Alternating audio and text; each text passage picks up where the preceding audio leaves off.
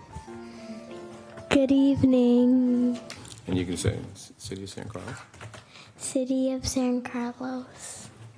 City Council's successor emergency to the redevelopment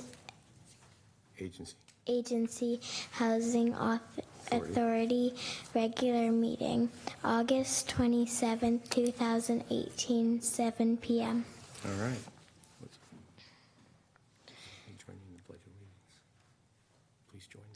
Please join me in the Pledge of Allegiance. Flags over here. I pledge allegiance to the flag of the United States of America and to the republic for which it stands, one nation, under God, indivisible, with liberty and justice for all. What I should have done is, even before Grace started, this is our mayor for a day, Grace Poplar. And so she's going to run the first part of the meeting. And if she does well, I'll let her do the whole meeting, and I'm going to go home. And I know she's going to do well because she's been practicing, so it's all good. And ironically, her brother did it last year. Who raises his hand? So anyway, so we'll move on to item number 3. What is? Go ahead, Grace. Changes to order of the agenda. No changes from staff this evening, Madam Mayor. Any changes from anybody else? Okay, no. Okay. Report from the closed session. There's no report from the closed session, Madam Mayor. Public comment. You can read this. Persons wishing to address the City Council on matters not on the posted agenda may do so. Okay. We have one slip, and you can read the gentleman's name. Ken Castle. Castle. Mr. Castle?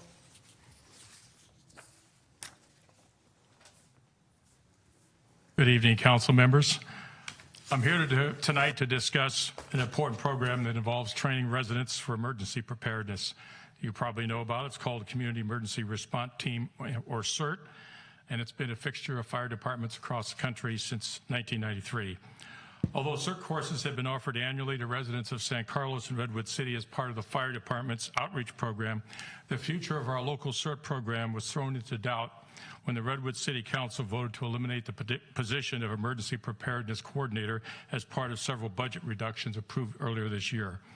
As you may know, Christy Adonis has been serving in that position for nearly 10 years. She spent time with the San Carlos Police Department before joining the Belmont San Carlos Fire Department as CERT Coordinator, and she's held that position since 2013 when San Carlos outsourced its fire department operations to Redwood City. In the past week, Redwood City Fire Department has hosted 3 public outreach sessions to get opinions from current CERT Academy members about a plan to move the program to the San Mateo County Office of Emergency Services. Redwood City has offered to pay roughly half of that position cost, which is around $192,000. The fire department session that I attended here at San Carlos Library provided plenty of feedback from CERT graduates. First, they were concerned that localization of CERT to our community would be diluted under county control. They expressed a lot of support for Christy Adonis for her years of service, her passion, commitment to this program. They were concerned that she would not automatically retain her position in the reformed CERT under the county. They questioned why Redwood City would undertake any cutbacks in the fire department when its resources are needed more than ever for mutual aid support to CAL FIRE to battle all those wildfires in California. As every CERT resident knows, there's always a possibility that citizen resources will be needed in a major disaster such as an earthquake. Question I have for the council is whether you were consulted by Redwood City Council before this action was taken. Many people showed up at the Redwood City Council meetings during the budget discussions to voice opposition to these cutbacks. I realize that management of our and control of our fire department, like our police department, is in the hands of another agency, but I would hope that the city and the council would weigh in on these proposals. I'd encourage you to get engaged on this before the issue is a done deal. I hope there's still some level of collaboration and cooperation on fire services, and that Redwood City would not unilaterally make other impactful decisions, such as closing one of our fire stations without consulting with our city government and our community. Hopefully you can address this issue. Thank you. Thank you. Thank you. All right. Is there anyone else wishing to speak tonight on items not on the agenda? Okay. Okay, we'll go now to the consent calendar. Consent calendar. These are items that are normally voted on in one motion. Do I have any removals? If not, I'll entertain a motion. Madam Mayor, I move to approve consent items A through K. Second. All right, it's nice. It's been moved and seconded. It's been moved in second. Any further discussion?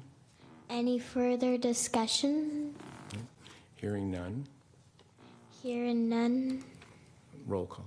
Roll call. Councilmember Collins? Yes. Councilmember Grocott? Yes. Councilmember Johnson? Yes. Councilmember Obert? Yes. And Mayor Grisilli? Yes, we would like you to vote on it, but that wouldn't be legal if you voted. So. Okay, the next item here, Study session. and you can read this. Received update to provide direction regard on On street. the on-street dining pilot program. Okay, so we're going to have someone come up and give us that. But before we do that, I want to thank the mayor for her day, Grace Poplar, for doing a great job setting up.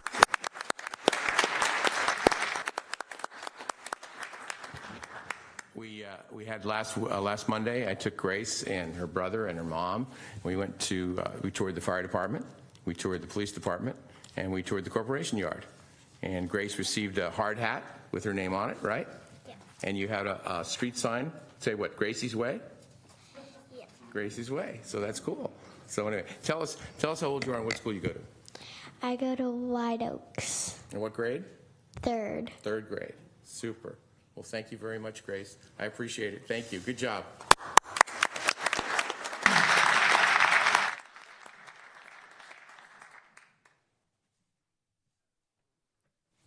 And as last year, there's no requirement that you stay for any later part of the meeting. I know the young people have to go home and either do homework or get some rest for tomorrow's school. So, all right.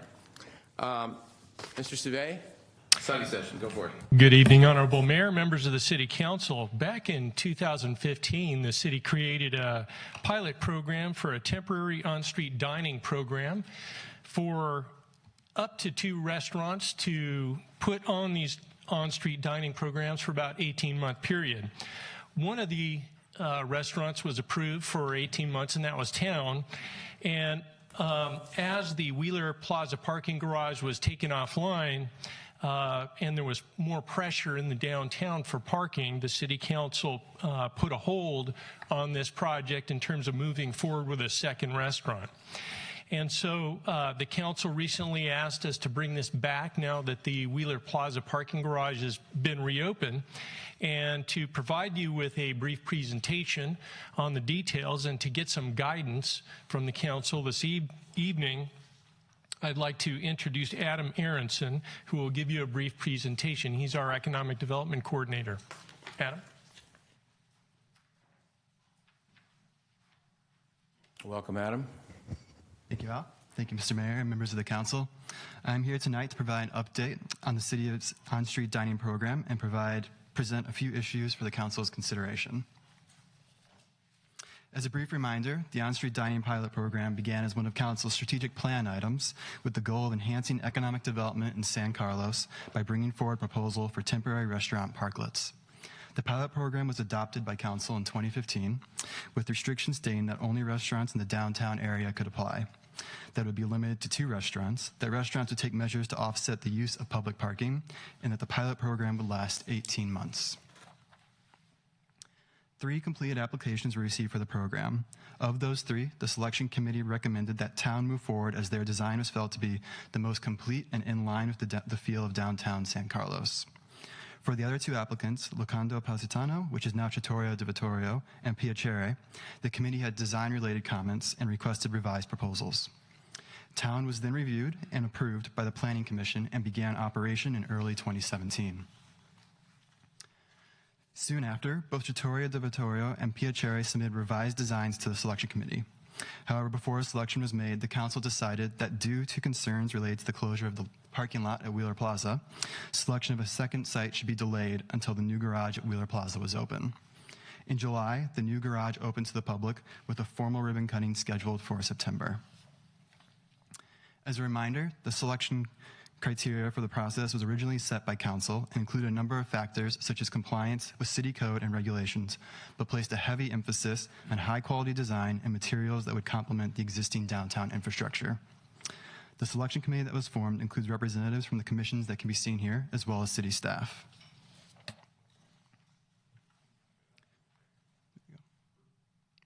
With this background in mind, there are 3 issues for council to now consider. The first is whether a second on-street dining location should be considered as originally envisioned in the pilot program. The second is should the pilot program be changed to instead include only one location, which is already in operation at town. And third and finally, as the town location has now been in operation for 18 months, should the pilot program for town be extended? So that concludes the portion of the presentation for this study session. I'm happy to answer any questions that you may have, and would also like to point out that Greg St. Clair, the owner of town, is here to also answer any questions you may have regarding his experience with the program. Did you want to go to the last slide? Then there's one more, just to show us what parking's there. Yeah, so just an overview of the parking areas downtown. You'll see the old spots that have been on Laurel Street for a while, as well as the new spaces that are at Wheeler Plaza. Overall, it would be a net gain of 64 spaces from what was previously at the parking lot at Wheeler Plaza. Okay. Questions for staff? Mr. Olbert? Thank you, Bob. Thanks for a good presentation. I just had a couple of basic questions. Under the pilot program, what happens if, for whatever reason, at some point in time, if the council decides, okay, we're going to end the pilot program? So if we ended the program, the restaurants would be responsible for removing any structures they put on the parking lots, and they'd be responsible for the costs. Okay. And does in staff's thinking, and maybe there isn't staff thinking, and you're literally just asking us for our input on your third issues for consideration, should the pilot program for town be extended? Are you thinking along the lines of extending it under the current terms and conditions, where again, if for some reason in the future we decided that this isn't working, to be, after some notification period, you have to remove it? Yes, that's correct. Okay. Mm-hmm. Okay. Mr. Grocott? So just to understand this, one of the options would be to extend it to town, so they get to keep what they have, but then also offer it to just one other location, or could it be multiple locations? So under the pilot program, only 2 locations are allowed. If the program was to be made permanent, we could extend it to additional locations, but that would be so if we extended the pilot program, what's the duration of that then? 18 months.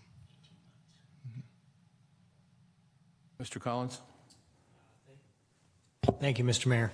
Thank you, Adam. Nice presentation. A couple questions. You list the Wheeler Plaza parking spaces. Is all of Wheeler Plaza now open, first and second floor, for the public? Mm-hmm.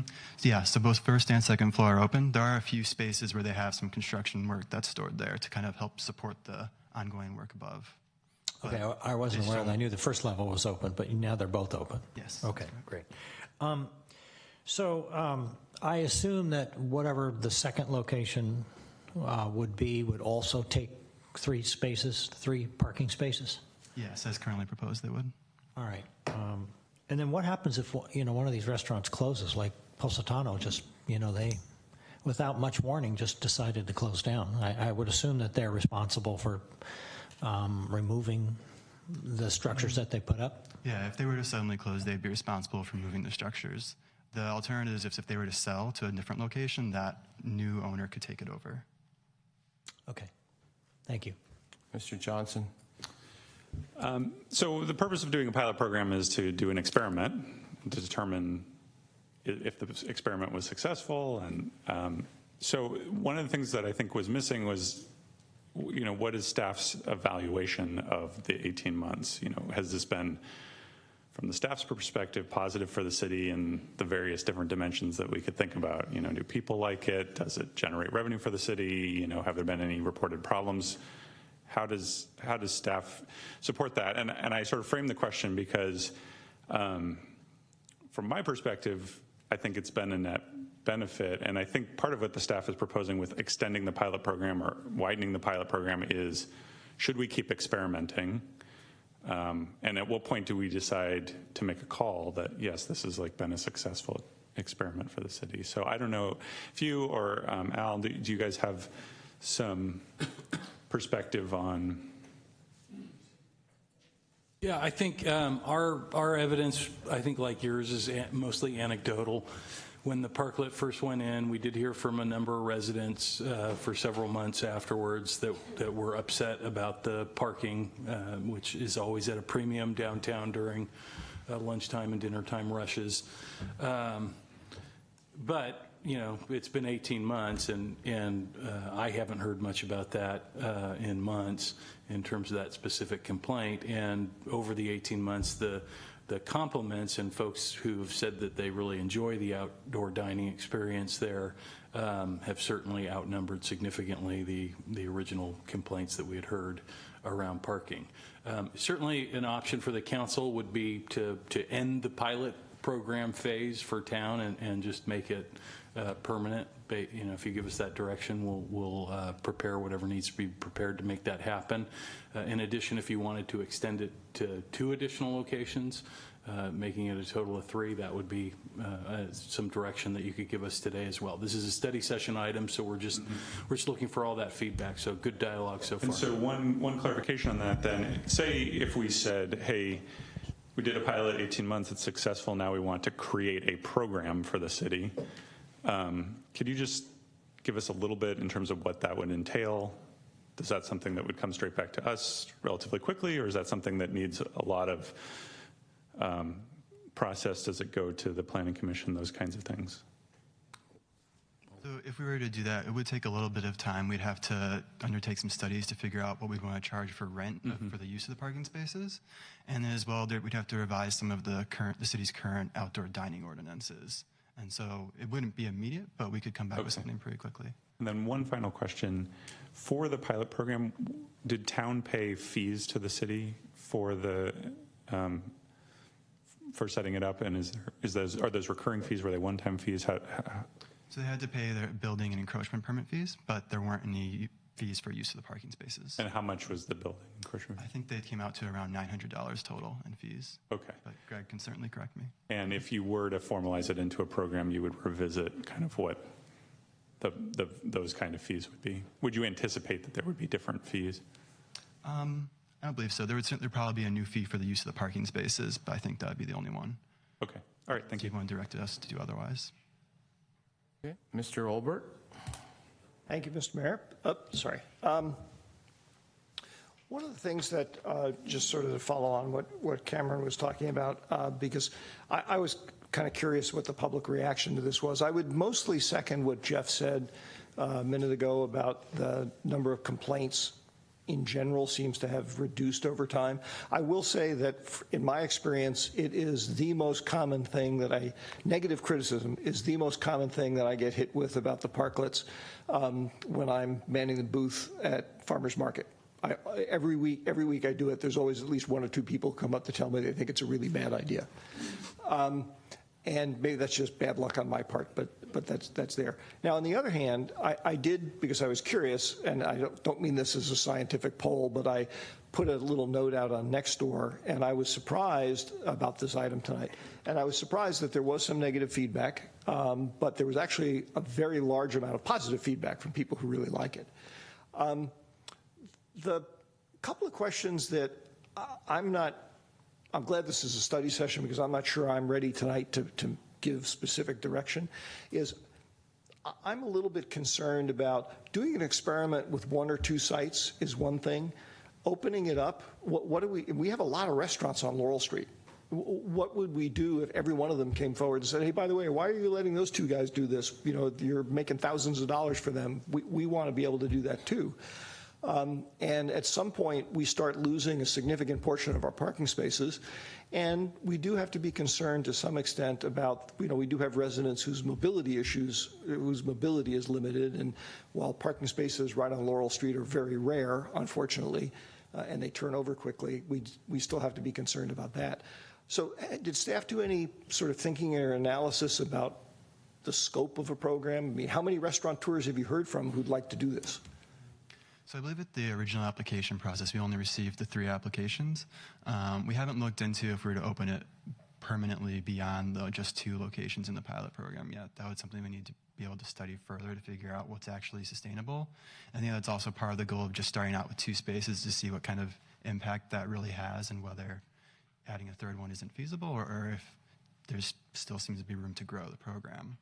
I will say just in passing as regards that personally, we originally did target this as 2 sites, and then we temporarily suspended the second one because of the Wheeler issue. I personally would have no problem going back saying, let's go back to the original experiment and have a second site and see what happens. That's just me. One other thing, by the way, I do hope, however, whatever we do going forward, we will maintain the obligation of the restaurateurs to take some actions to reduce the amount of parking demand. We did that with town, and they were very clever in this. I think they give discounts to people if you come by mass transit or Uber or Lyft or taxi or whatnot. And I had Jeff check, and they've given out $11,000 worth of discounts to customers as a result of that over an 18-month period, which works out to be actually quite a few parking spaces or parking space windows that got turned back. So I applaud them for doing that. I hope we have some kind of rules like that going forward, whatever we do, just to make sure there's some kind of give back to the city. Mr. Grocott? So the last question for staff that I have is, or this gentleman here, is if we were to broaden it beyond 2 locations, can you walk us through what would be the application process and how those would get approved? Mm-hmm. So the application process for the pilot program is we developed a form that everyone had to complete, and then they had to submit along with that form, kind of providing info on the restaurant and their intended uses, as well as a draft design plan. So all of the applicants that came in originally had all hired architects and designers to provide plans. At that stage, the selection committee that we had here were reviewing those. We probably want to revise that. I don't know if the selection committee is more just for the pilot program, but at that stage. Give us a little description of the selection committee then.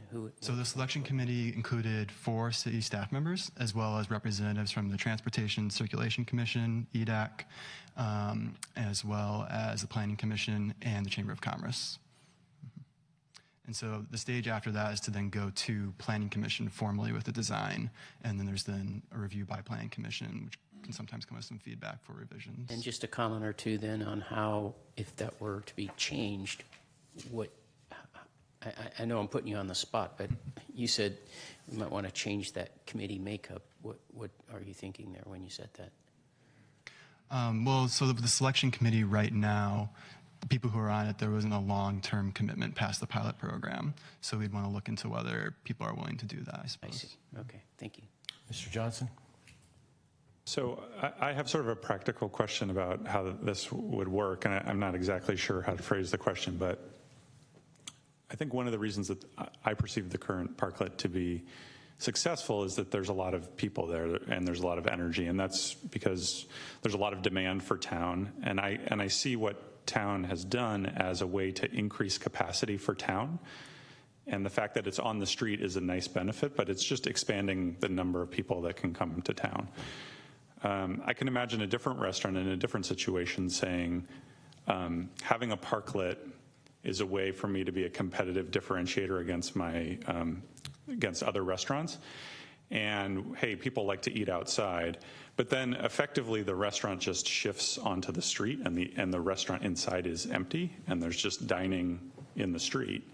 And I don't know if that has the same kind of positive benefit to the street life on Laurel Street.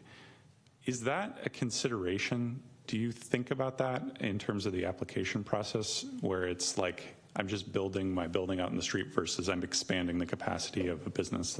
And through the public process, are we able to use that as a criteria to decide who to grant a parklet to? Do the rules allow for that? So we don't explicitly have anything regarding to sales revenue or sales receipts as some of our selection criteria right now. I think that would be up for council to consider if they wanted to direct us to try and include that as criteria. But do you understand what I'm talking about conceptually? Yeah. Okay. And so and there's nothing that would legally prevent us from having that as a criteria? I mean, and would you advise that that is a worthwhile criteria to include? I think it could be. I think it would be tricky to figure out how exactly you would develop that criteria in a way that's able to easily measure and isn't clearly just a judgment call. Okay. So I had a couple of thoughts on this. First of all, I think the pilot program should be extended because, as evidenced by the fact of there might be, as someone mentioned, there's a lot of restaurants on Laurel Street, and they might line up 20 at a time to do this. I know Menlo Park and Mountain View have a lot of them. Some are nice, some aren't very nice. I applaud our staff for making sure that we have design guidelines. Some of the ones I've seen in other towns, they just sort of throw up a couple of pieces of wood and a shade, and that's it. But I do think that it should be extended. I also think that we should allow the other two to come in because they've already spent a substantial amount of time and money they weren't selected, but they're probably hopefully 75 to 80% done. So that's my thought, that they should both be quasi-grandfathered in for the next 18 months or when they start from 18 months.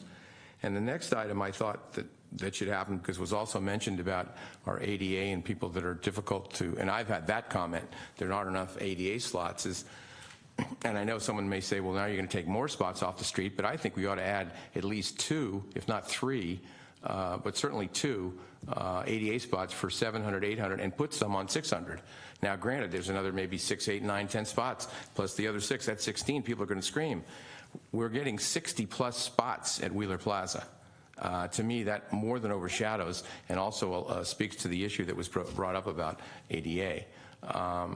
That's just my thought. I know we have to have a consensus and give direction to council, or to staff rather. So anyway, I think it's a great program. I think it should be extended because I think the next step is to have some ideas of what will happen if 5 more people come in. Can we handle all those? But I do believe we need additional ADA spots also. Anyway, those are my thoughts. Mr. Grocott, last comment or thought? And then we'll get to public comment. Okay. So past the question part.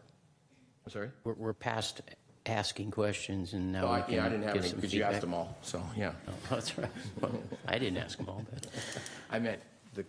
yeah, I understand. So my comment on this, as somebody who, I voted against this initially. Like Mark, I've heard feedback from people about why did you do this, especially with the Wheeler Plaza closed and so forth, and the parking issue.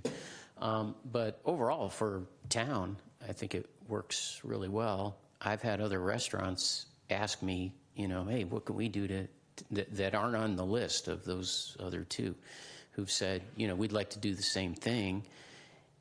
So, the way I look at it, the only way to make it fair is to open it up all the way.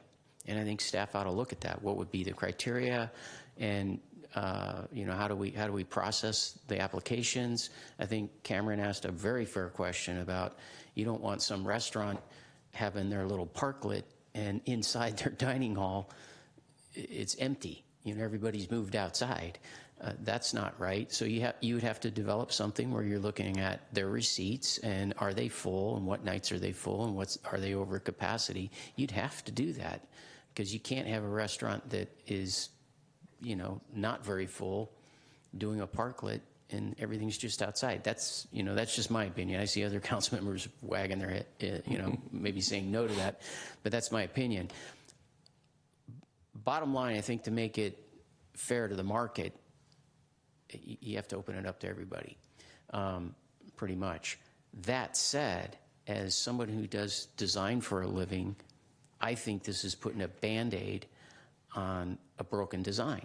And I think really what needs to be talked about is what does this community want for Laurel Street? And I've heard people talk about one way or make it pedestrian from certain hours or whatever. And we're not looking at those things. And, you know, as a designer, that's the thing that I would do, is I would have community meetings and talk about what do we want to do with Laurel Street. It's, you know, because the city, the downtown, as a community, it's a broader part of where we live outside of our homes. You know, we go downtown, we enjoy our downtown. And so how do we want to use it? And I think that's the bigger question here. Mr. Olbert? Yes, actually, first off, I wanted to say I very much support, Bob, your idea of, independent of this, actually increasing the number of ADA spaces on Laurel Street. And maybe that's something we should ask staff and TNC to look at. You know, what's the right number? I'd certainly support doing that. And I appreciate you mentioning it. I've had the same conversations, the same thoughts, and spent time with staff about some of the things Matt was talking about on sort of the future of Laurel Street, and I'm sure we all have. Maybe that too is something that we should task TNC or Planning Commission to go off and do some research and some thinking about, sort of figure out what are the conditions you need to make various ideas work. Because, you know, when I first had the idea with, and talked to Jeff about it a few years ago, he made me go out and count the number of parking spaces on the first block of Laurel Street, of which there were 56. And that's a significant number of parking spaces downtown. So my idea of let's close off the first block of Laurel Street, he's like, solve the parking problem for me and maybe we can talk about it. But it may be time to have that discussion and do a little visioning and say, okay, maybe we don't have the extra parking we need right now, but what do we do to get the extra parking? Okay. So again, I think these are good topics for the Planning Commission to look into. Mr. Collins? Yeah, I generally agree with previous comments, although I think we're kind of getting ahead of ourselves. We're talking about pretty much three options right now. I think we had to decide, give some direction on one of these three options, and those other things we can look at, but I think that you know, merchants want to know, you know, what's our direction right now? What do we want to have happen right now? I would like us to make a decision on that, whether we add ADA places or if we open it up to everybody. Fine, we can study that, but I think we need to focus on this now. I wanted to make one other comment. Matt had a good point about, you know, opening up to restaurants who want to do it. My thinking, though, is that if you're a restaurant downtown, you're probably not going to be investing the money in a parklet if you can't fill your restaurant right now. So, and I can think of maybe two others that you can count on being 100% full, almost, you know, 4 or 5 nights a week.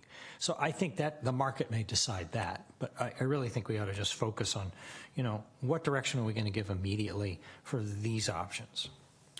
The only comment I'd have, last comment is, or at least for the moment, is Mr. Johnson and Mr. Grocott. When the weather is nice, people are going to come out and sit outside, and they're going to leave empty spaces inside. At least I am. So I don't think it's going to work to legislate.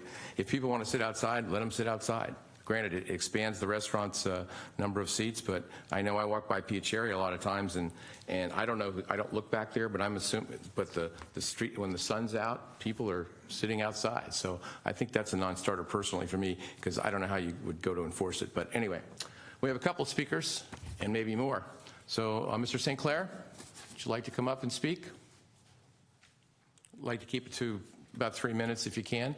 But if you have Distinguished Mayor and Council, I will definitely give it my best shot. Okay. So kind of the history of this thing, I think many of you know that I was kind of the proponent for this, and not just for my restaurant, but as a resident, a building owner, and a business owner. I'd kind of, you know, we have to get kind of creative with our downtown, and agree very much, Matt, with what you said of looking at it in a bigger way.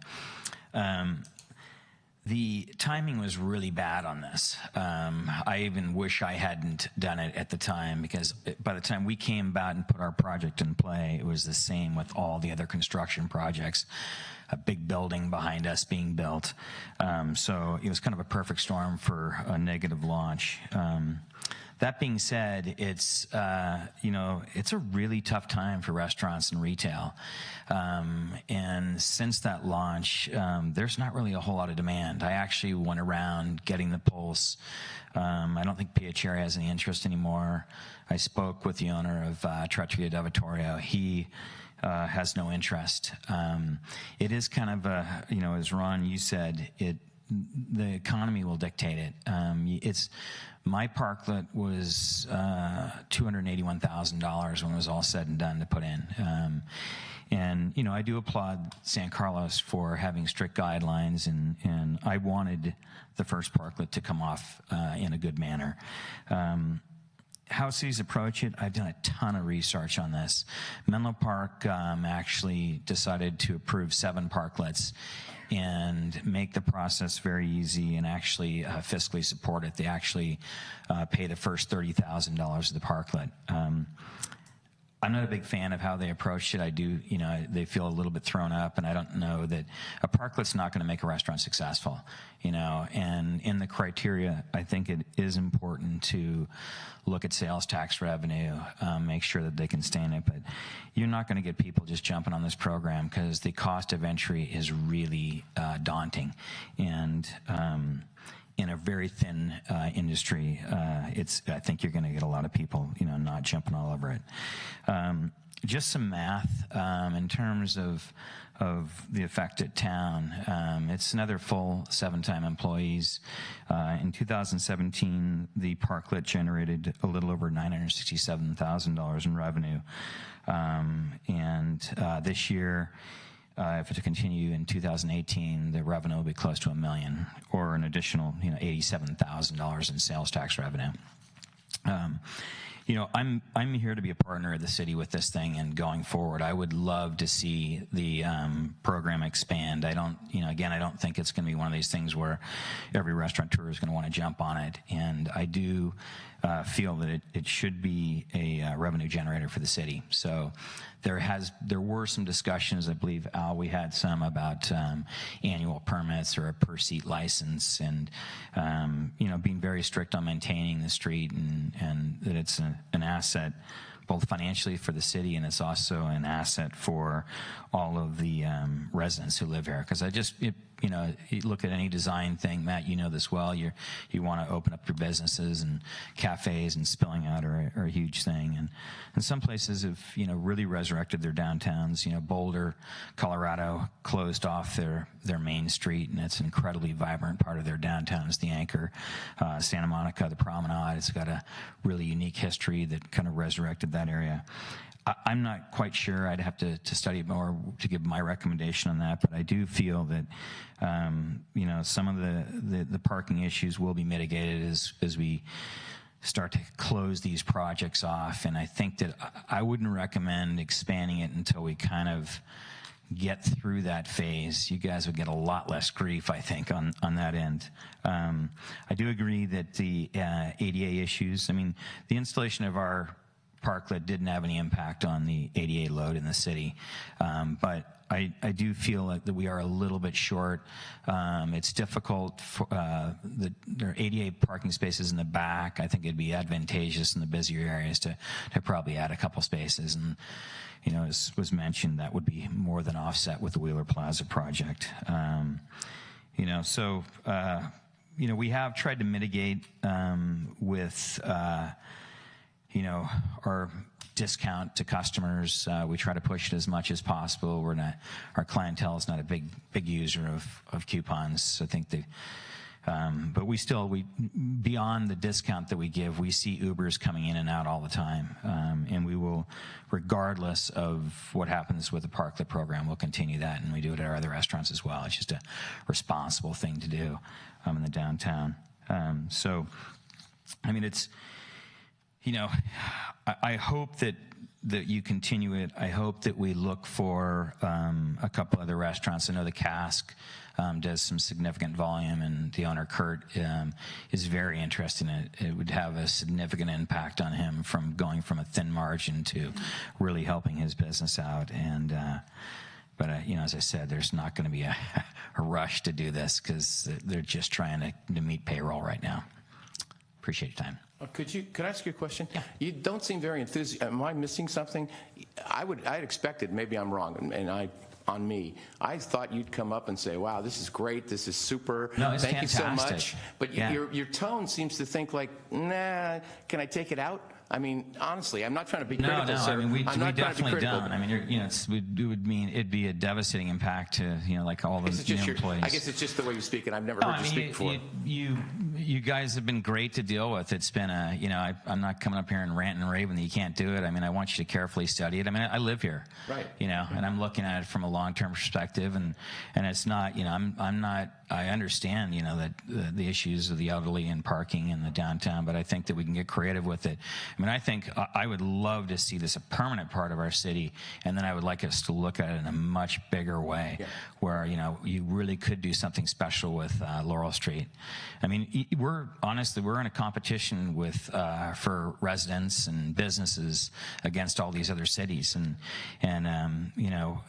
there's a lot of, we do business in Redwood City, we do business in Palo Alto, and it's phenomenal, the growth we've seen. While Redwood City's getting a hard time, our sales are unbelievable down in the downtown, and they're only at the tip of the iceberg. And so I think it's affected us. I mean, we are not at the prime of our restaurant. We've lost volume in a lot of restaurants. We've lost volume where the Menlo Park residents are no longer coming over here like they used to.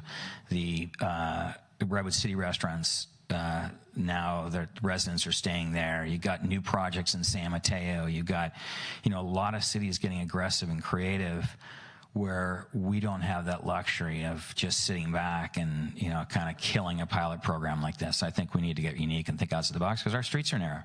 Yeah. Laurel Street is not, it's thin and narrow. You got to get creative how to make it unique. Yeah, so I'm very enthusiastic about it. Didn't mean to sound that way, Bob. I don't want to toss out a $281,000 parklet either. No, I understand. You were the first one, and you were the guinea pig on that, for sure. Okay, thanks. A couple of more speakers here. Barry Mainz, I'm sorry, I apologize. So, council members, thanks, first of all, for all you do for the city of San Carlos. I know your job's not easy. I think I was standing next to you when you got one of those complaints. I actually walked away after that thinking, So, anyway, I know how it can be. So, and again, thanks for letting me speak. My wife and I moved here in 1994, and we raised 2 kids here. And one of the reasons why we moved here was we saw what was going on in the community here. Downtown, you guys have done great things with the farmers market and attracting restaurants. I mean, it's great. And probably the most, kind of attractive thing for us is the sense of community. I mean, it shows up in your core values 5 times out of 10 values. And I think those parklets really add sense of community. I mean, I think you go down there, you get that buzz, it's vibrant. I have lots of people that I entertain, with business and whatnot, and people from out of the country, and they love it. They say, this is fantastic. I mean, I know my friends really like it a lot, and it just kind of gives that sense that we're doing something that, makes it attractive to live here. And I do think that people come here because of the energy and, kind of downtown and stuff. So I wanted to say, as a resident and someone that, frequents downtown, I think it's a great idea, and I think you guys have to sort out some of the issues. But, I'm in favor. Okay. Thank you for your comments. Next speaker is Aaron Donovan.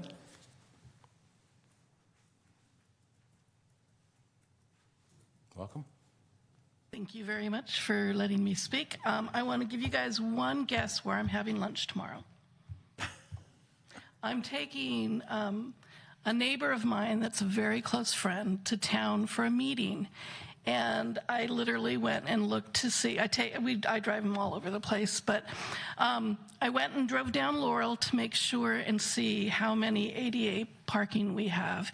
And yes, I do like a sense of community. It's a wonderful thing. However, our elderly, they are a part of our community. Our people with disabilities are a very big part of our community. The ADA that I saw today, there's one that is in the temporary parking area, and I literally pulled in, I was hoping I wouldn't get a ticket, to take a picture of the post that I couldn't open the door if I needed to, in order to get the ramp down in the van if I needed to get the wheelchair out and have that space. There's also a few other ADA parking on Laurel Street that are up against a curb. And so I don't know what, I know there are restrictions and guidelines, but I don't think that these are all really well thought out ADA parking, accessibility parking for our people that we want to continue to have a part of our community. So this is one of my main concerns. I walk down here with my daughter. I'm so fortunate to live close enough to be able to walk downtown. However, I did damage my leg a couple months ago, and to just even walk from Wheeler Plaza to go and take my dry cleaning in would have been a very hard thing to do. So parking is very important. I do hear a lot of talk about closing the street to have all walking and no cars, and to me, that sounds wonderful, except we do eliminate a lot of our community.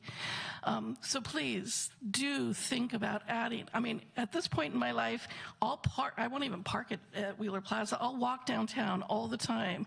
But let's add a bunch of ADA parking, okay? And maybe even some 20-minute parking for people that do need to drop off their laundry and they don't have a placard, but they can't walk from Wheeler's Plaza all the way down to the different stores that they might want to go to.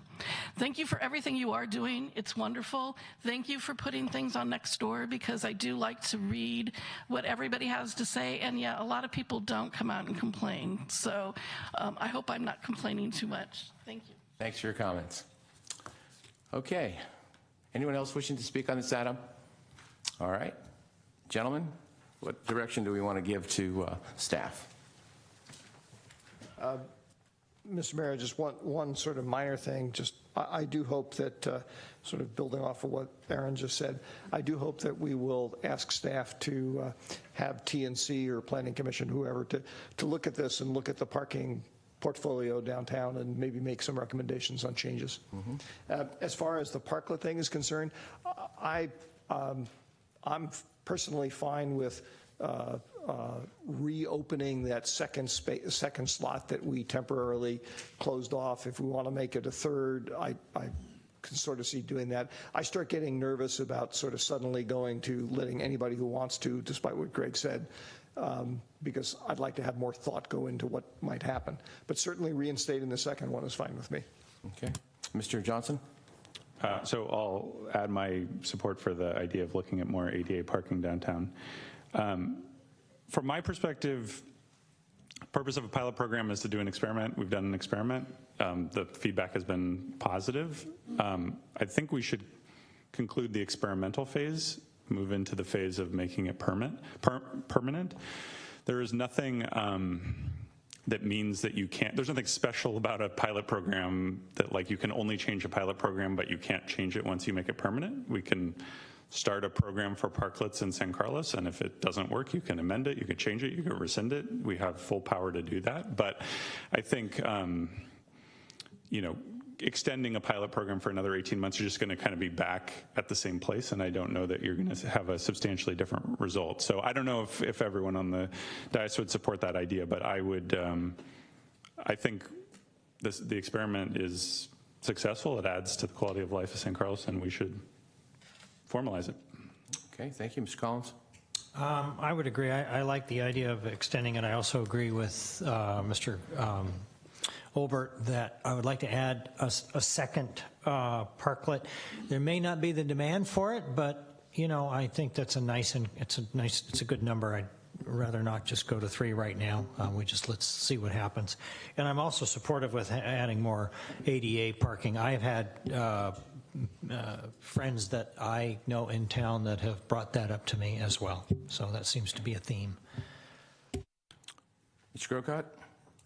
I agree with Cameron. I think this is more, I think the experiment's over, and it's now at a point of what will the market bear.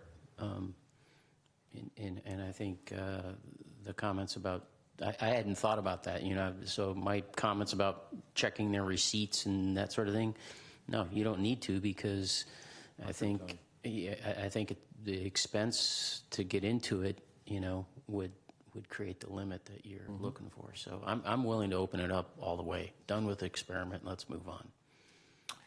Well, either way, I mean, I can go either way on that experiment or non-experiment, because I agree that the people that want to do it will figure out the economics if it works or doesn't work for them ahead of time before they do it.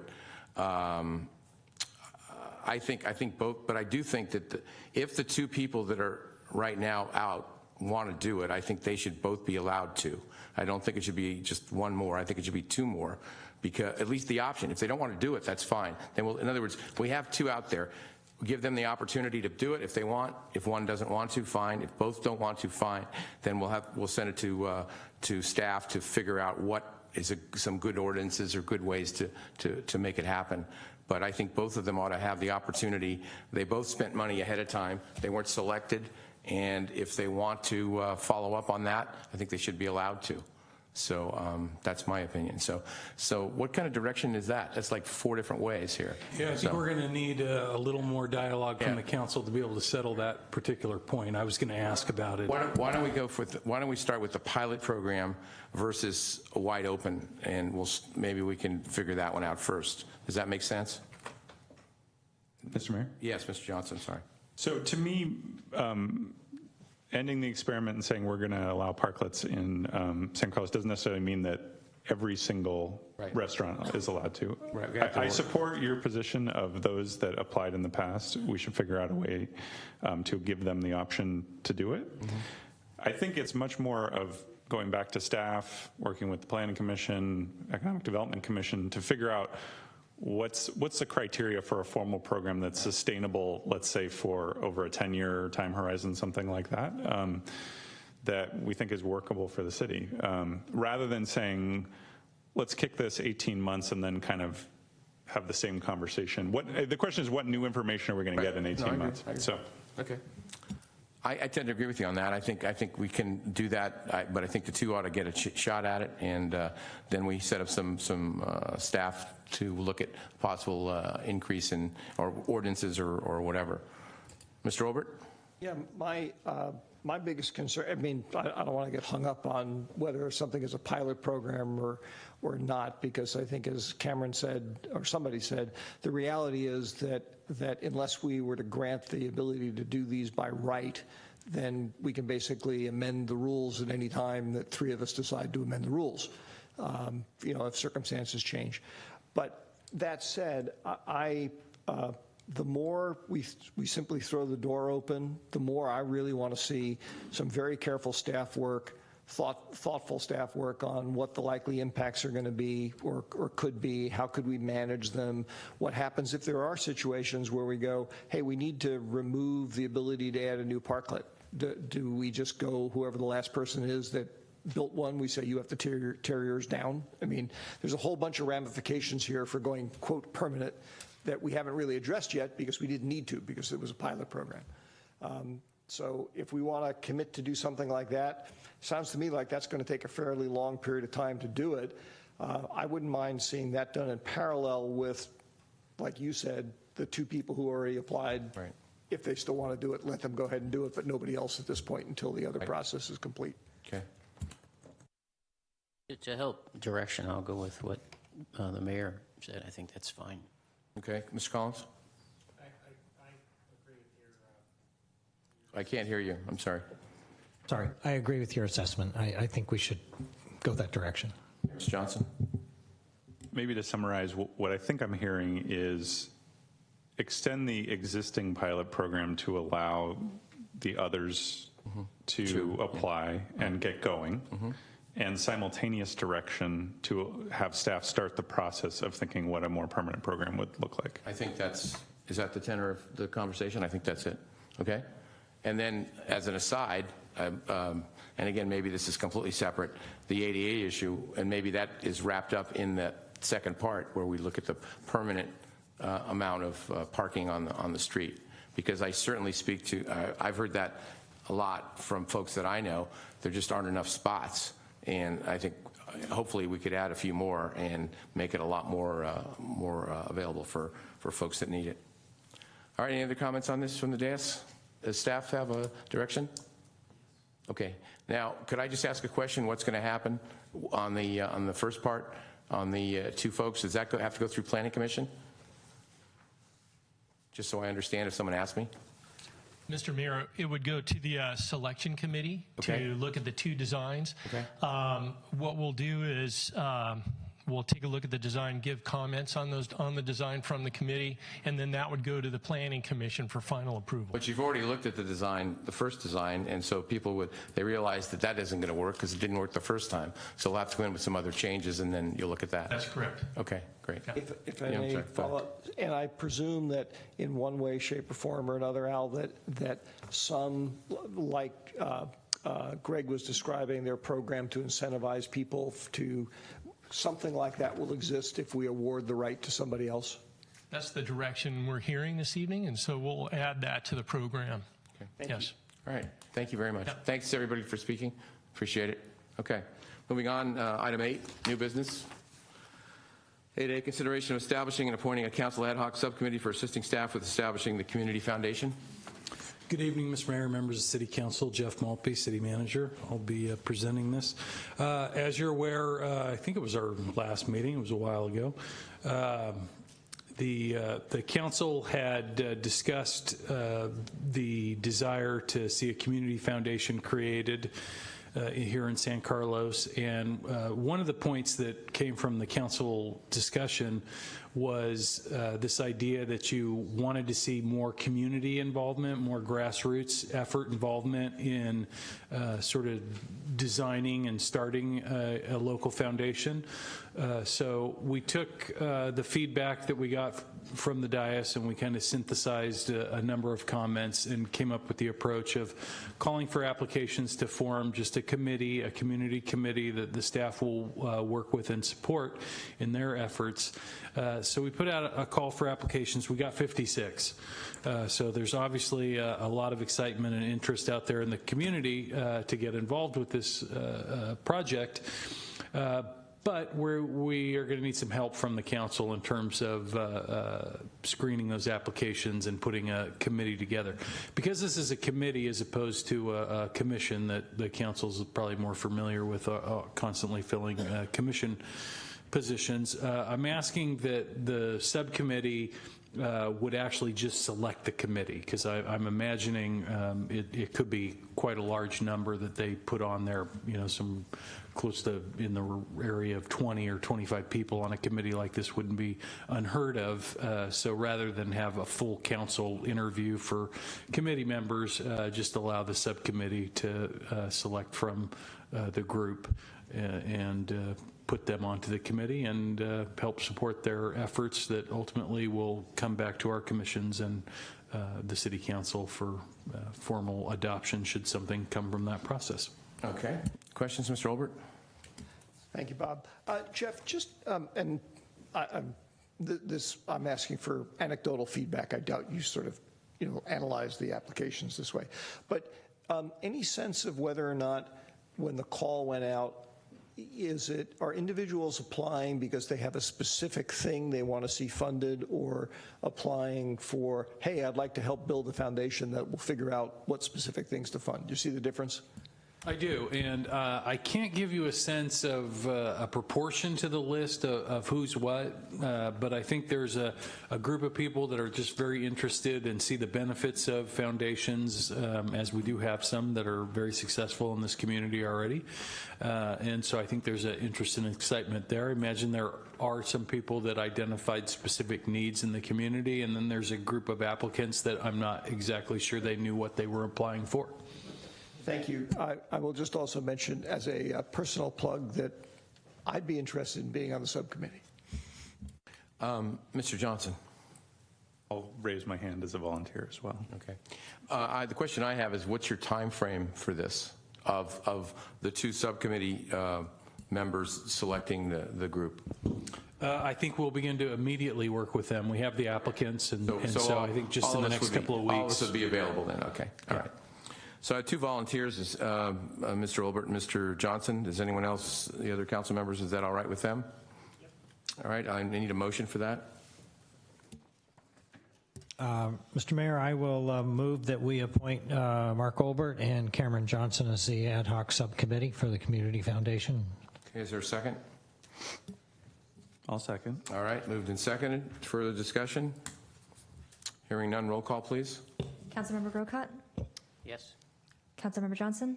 Yes. Councilmember Obert? Yes. Councilmember Collins? Yes. And Mayor Grisilli? Yes. All right, gentlemen, thank you for your volunteers. 8B, consideration of adopting a resolution opposing State Proposition 6, voter approval for future gas and vehicle taxes in 2017 Tax Repeal Initiative 2018.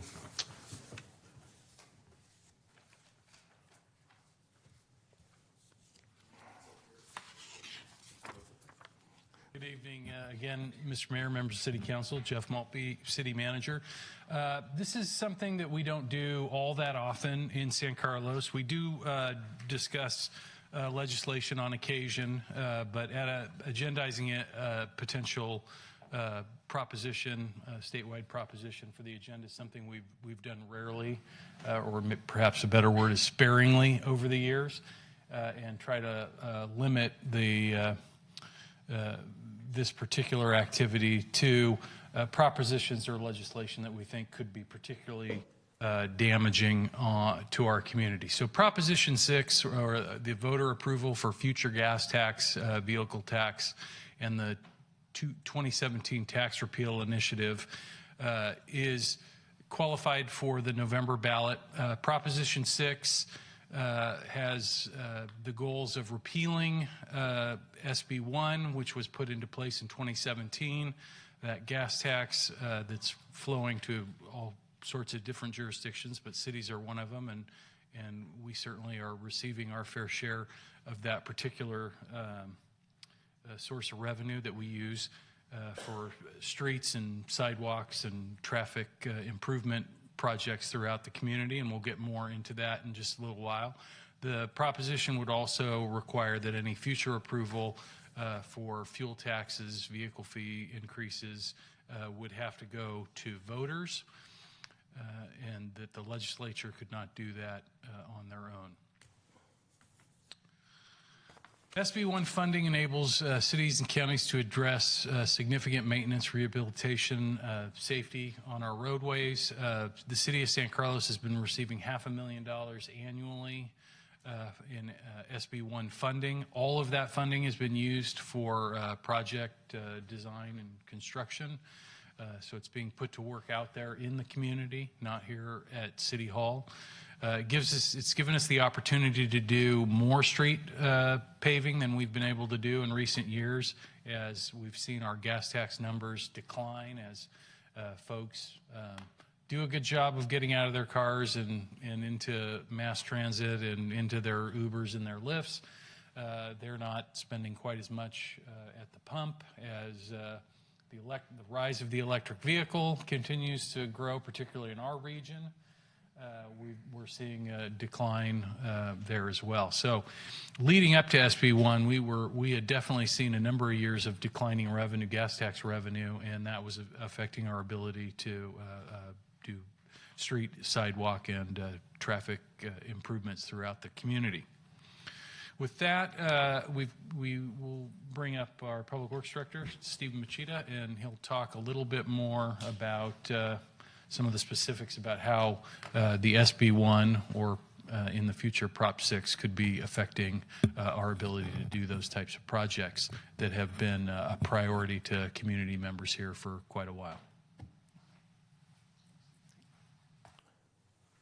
Thank you, Jeff. Mr. Mayor, City Council Member Stephen Machida, Director of Public Works. So as Jeff had indicated, basically Proposition 6, or this essentially is the repeal of SB 1, it talks about the gas tax. But basically, as City Council is well aware, the community has indicated that there is a high demand to improve a lot of our roads, streets, sidewalks, et cetera, and that came out in our survey. So basically, the additional $500,000 that we would normally see from SB 1 would actually, if the repeal went in effect, would actually go away, and so that would actually further decrease the amount of spending that we would have to do on our streets and sidewalks. So what SB 1 really does is actually provides that additional funding to address these priorities that the community has requested. And then there has been other discussions in regards to that, possibly with SB 1 funds that perhaps the state government can attack those funds and use that money elsewhere. But as you are well aware, Proposition 69 passed this past June, which prohibits any funds that to be used away from the transportation-related projects. So basically, SB1, these funds are specifically targeted for transportation needs. So let's talk about specifics. So as you well aware, and this chart to the right is actually came out of your budget book, but basically, as you look at the first row of gas tax, basically it kind of increases from fiscal 18-19 to 2022, but averages about $740,000 a year. As I mentioned previously, SB1 gas tax funds actually will approximates, probably about $500,000 over the next 5 years, as you can see by the second line. The SB1, as I mentioned earlier, is in the budget, and it has been incorporated into the most recent budget that the council has passed. That being said, if you look at the SB1 gas tax were to be repealed, basically that would require council or the general fund to kind of make up for the deficit that the repeal of SB1 taxes would produce. So eliminating the SB1 will further burden the city's general fund, which then, so either we'd actually have to come from the general fund, the funding will have to come from the general fund, or perhaps we would have to reduce the number of streets that we actually repair. So on this slide, you might have seen this before, but basically this is just photos of kind of the PCI index, pavement condition index that we use to determine or grade our streets. So on the upper left-hand corner is a street PCI range of 70 to 100, and that's kind of where you'd like to be. That's where we always strive to be. Down below we have the PCI from 50 to 69. And currently, our streets throughout our city is about 61. So basically, we're in that range. It's not necessarily bad, but it's we certainly would like to be in a better position than we currently are. In the upper right-hand corner, you have 30 to 49. And as you can see, you start seeing some longitudinal cracking, some little bit more potholes, some base failures. And at the very bottom, under 30, that would be our poor condition. And that's basically a street that's in failure. And those type of streets will actually be needed to be reconstructed in its entirety. So basically all the base needs to be redone, pavement needs to be redone, and be repaired. And certainly that would be the most expensive type of improvement that we would need to do. So this slide shows kind of our street capital improvement program, the street rehabilitation. And so this is the kind of summary of the 2017 statistics that we accomplished last year. So we paved about 3.5 miles, 725 feet of sidewalk had been repaired, 28 curb ramps replaced. And basically, just for your information, now whenever we do a major street reconstruction, we actually have to redo the ADA ramps to make sure they're in compliance with the state law. And so by doing so, although it's really important that we do so, changing those ramps, kind of takes away a certain amount of funding that we can apply to the streets. So basically that further reduces the amount of money that we spend on our streets themselves. And then a little over 80,000 linear feet of traffic striping and marking that we've done, and that's also funded out of our gas tax. So just the photos of some of the annual street resurfacing and repaving. So basically it's all funded by gas tax. We typically spend about $1.8 million annually on the street repair. And then again, this is to maintain and rehabilitate the city's pavement to prevent costly reconstruction. Again, two other items or areas that use gas tax are sidewalk repair, as well as our traffic marking and striping.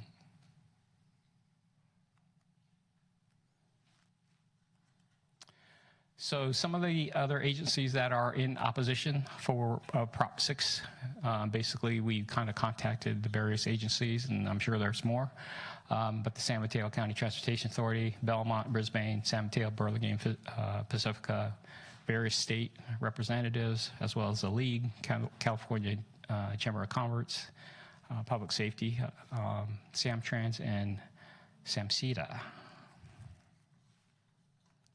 So with that, We are recommending that council adopt the resolution opposing Proposition 6, and I'm available to answer any questions that you may have.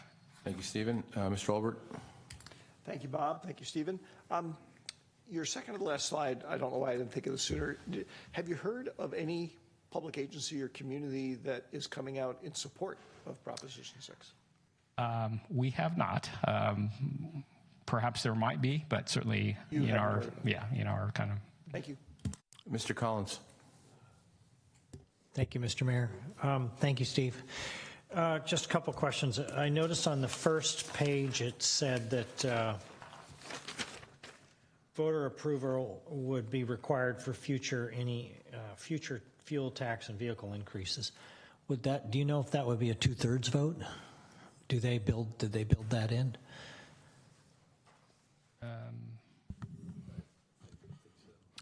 It sounds like it would be a special tax, which would require a 2/3 vote, but we can get back to you on that. Okay. And then the only other question I had was, do you know of any other cities that are planning resolutions opposing? It's kind of similar to Mark's question, but do you know of cities that are planning on or working on it? Well, from this list, as you can see, I know City of San Mateo, they are planning to take something to their city council in September, so certainly that hasn't happened. I believe Burlingame as well. I believe City of Menlo Park as well, and East Palo Alto are planning to take a resolution to their council again in September.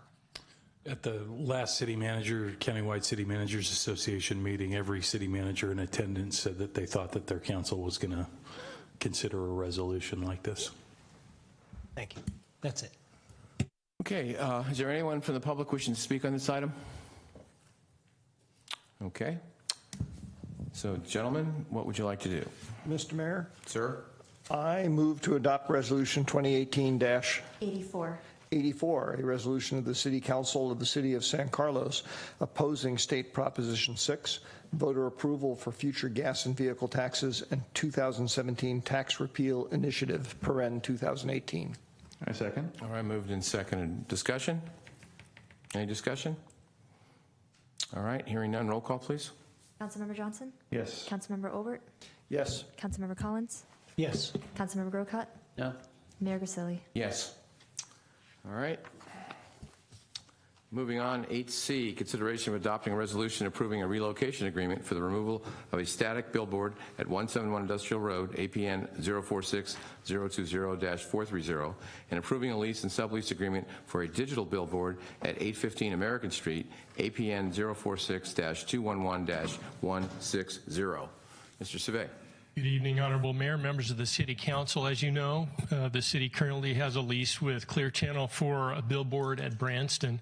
This would be for a second billboard, and one of the unique characteristics of this is that we would be doing a lease agreement with a private party to control a small piece of property along 101. It would also include a lease with Clear Channel for the digital billboard and a relocation agreement to remove the paper Clear Channel billboard at a different location.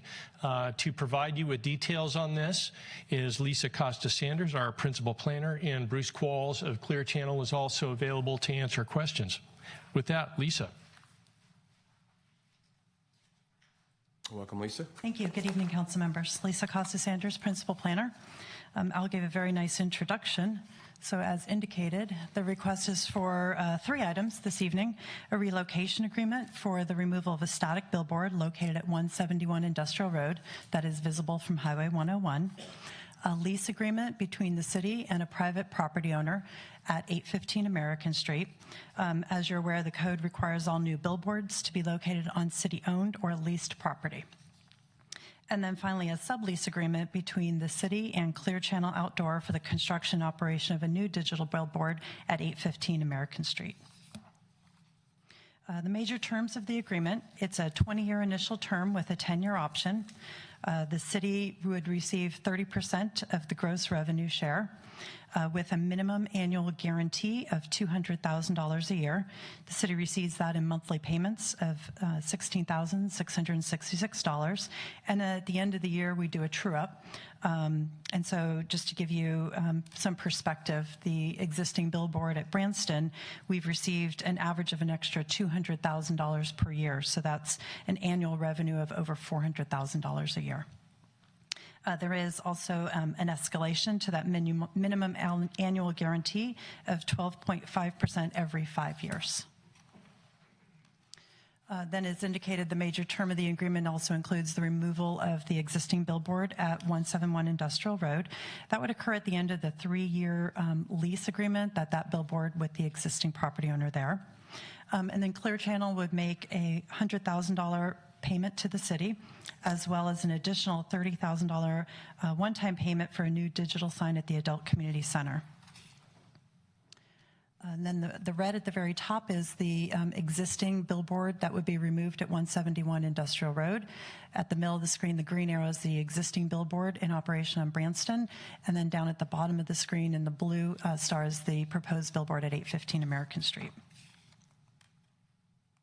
Oops, excuse me. And then this is the billboard that would be removed in 3 years. As I indicated, it's located at the rear of the property at 171 Industrial Road, and there's the view from Highway 101. And then as you see here, this is the billboard that was approved by the Planning Commission as far as the design as well as the environmental review. So at the top is the existing condition, and then the bottom of the screen, you see the proposed billboard. This is traveling southbound on 101. This would be the view if you were on Industrial Road. So you'd see the top is the existing, and the bottom you'll see the backside of that billboard. And this is identical to the existing billboard you could view on Branston. Again, another view, this is traveling northbound a little bit closer to the billboard of 101. The top is existing, the bottom would be the proposed condition. And then again, another view a little bit closer up, traveling southbound 101. I'd be happy to try to answer any of your questions as well. Bruce Qualls from Clear Channel is here. Questions?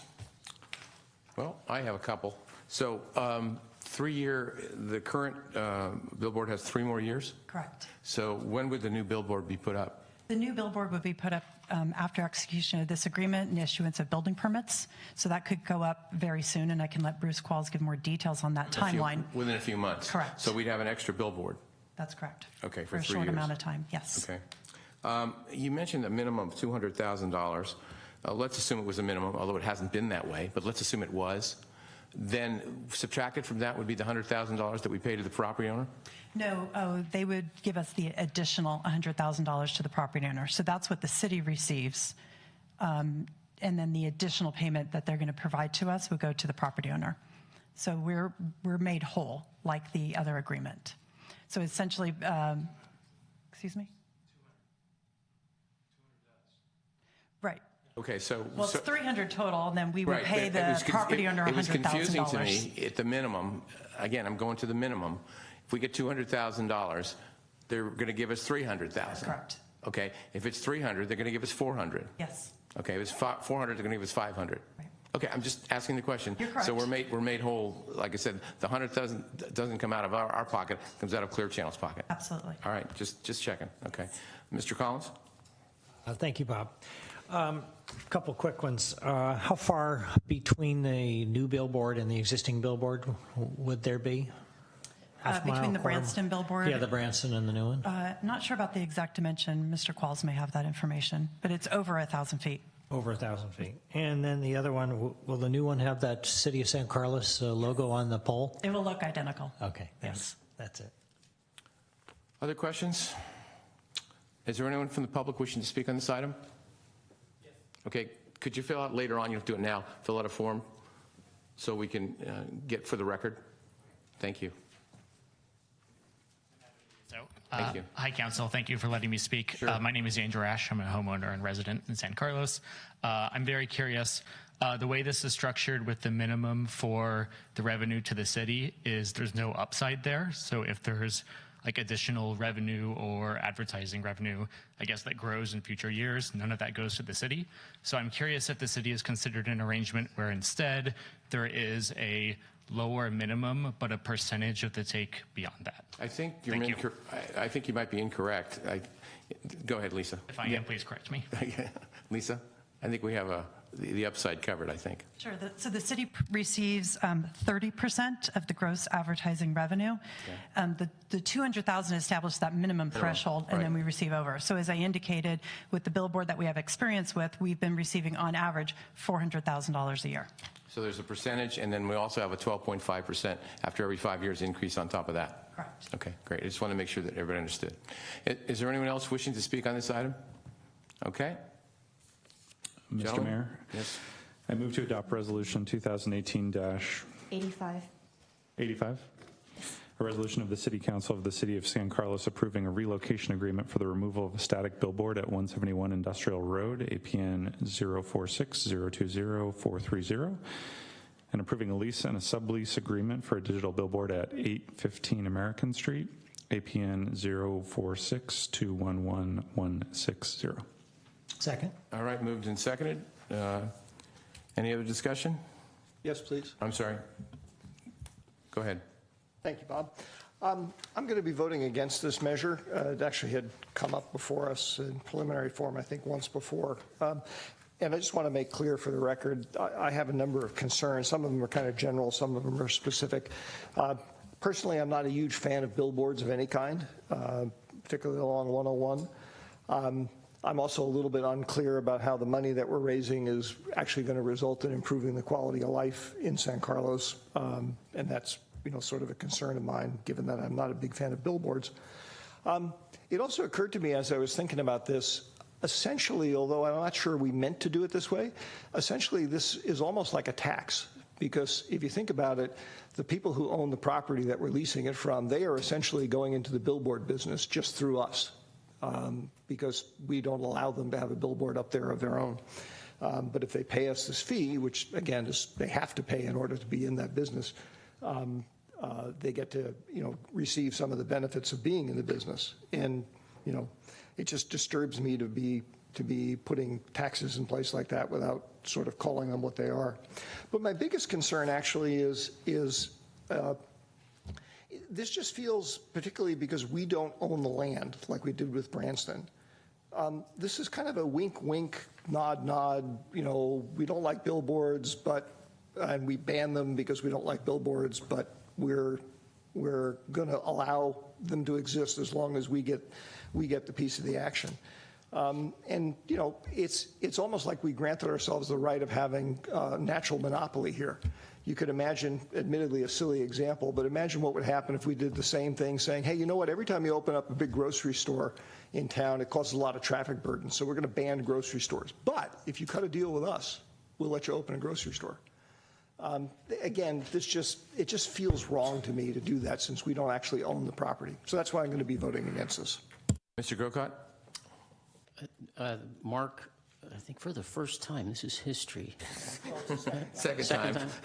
Said exactly what I was going to say. And if folks will remember, when we cut these deals before with the billboards and said, it's fine to do these as long as they're on our property. Now, as Mark pointed out, this one's not, but it's both with Clear Channel, no disrespect to you, sir, but it's I know some people in the business of billboards, and Clear Channel pretty much has a monopoly on the market, especially when it comes to 101.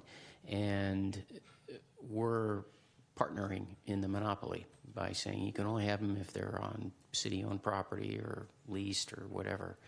And so principally, I'm against it, and so I'll be voting against it, as I did before. Okay. Mr. Collins?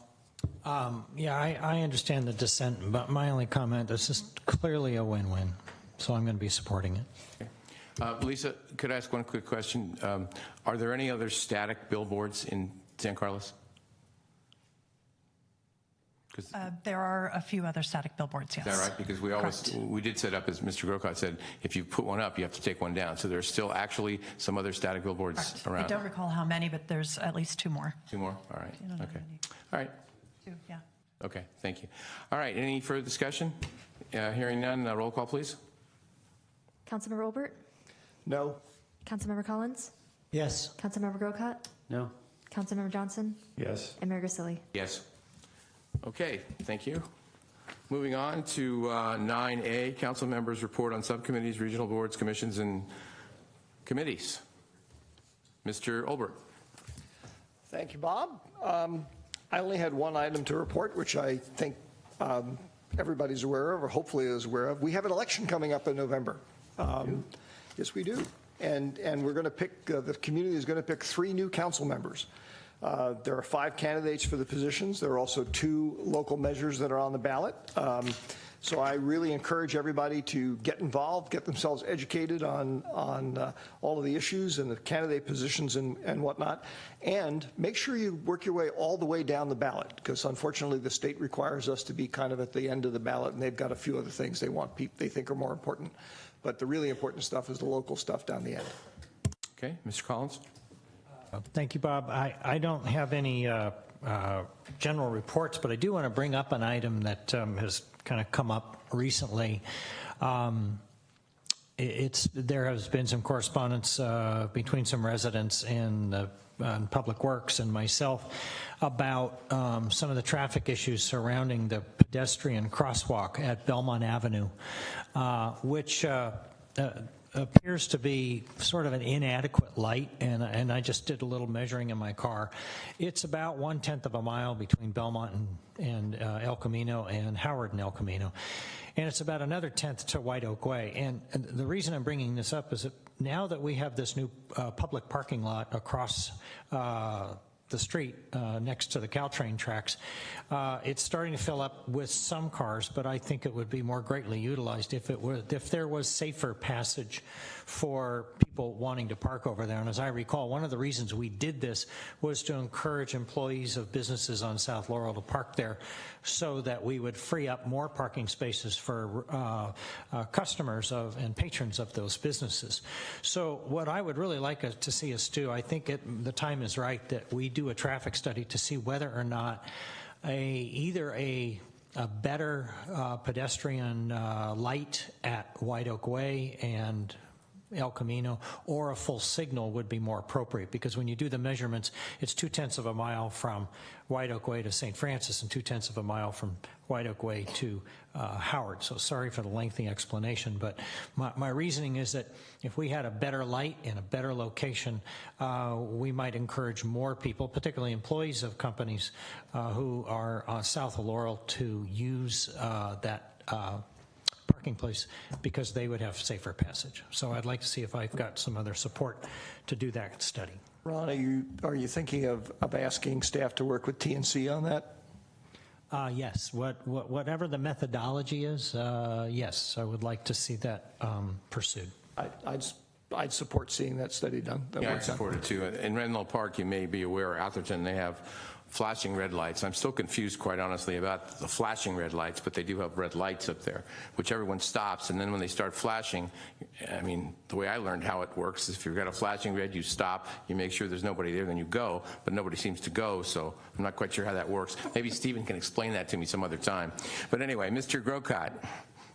Just a reminder, because it's been such a long time since we had a council meeting, something that I had brought up before to staff was the issue of parking down on the at the most north end of town, Laurel Street meets Magnolia, that area there.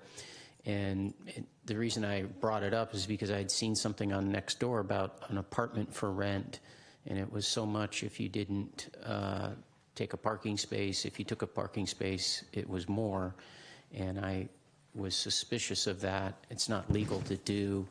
And we talked about having staff look into why parking has been so impacted at that end of town, and if that is an issue with building owners of apartments renting parking spaces. So I don't know if staff's done anything on that. The council agreed that it should be looked into, so I just bring it up again as a reminder. Do they have 2-hour parking on that in that location? Parts of it, yeah. Okay. So there's 2 items that we could look at? I've talked to community development. We're working on that item. Staff is working Second one on we just the brought up second tonight. one. We can have somebody look at that. The council gave us direction on that already, so we're working. All right. Staff comments on city administrative business. No additional comments this evening, Mr. Mayor. All right. Anything else, gentlemen? If not, we're adjourned. Thank you.